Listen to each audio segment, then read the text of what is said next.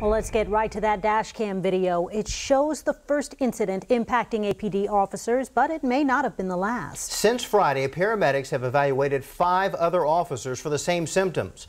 Tony Plohetsky has been tracking this issue and what happened that very first time inside that patrol car. It happened to Sergeant Zachary LaHood while he was on routine patrol the night of March 18th. Since then, the number of incidents have piled up at the department, putting the lives of first responders at risk. Sergeant LaHood remains off the force on medical leave and says he is suffering from severe neurological injuries because of what happened. It starts with an Austin police officer slowly pulling his Ford Explorer patrol unit into a parking lot, and then a fellow officer coming to check on him. You can't see much, but you can hear the exchange between Sergeant Zachary LaHood and that officer after they realize he's dangerously ill. You had somebody come check you out? No, man, I just need fresh air. I was like, my head started having a headache, and I was like, I can't read, and then I'm like, what the man?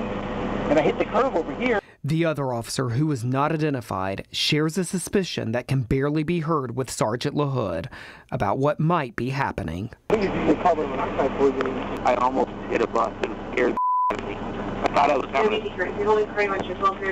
my heart rate low. I was like 42, 48, 50. I thought I was having a heart attack. I didn't want to go on. Within minutes, the sound of medics heading to help Sergeant LaHood.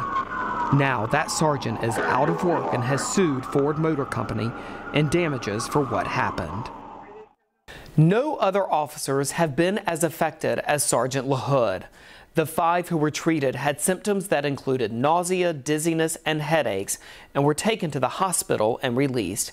APD is now looking into possibly replacing its fleet of Explorers or even renting cars until this issue can be resolved.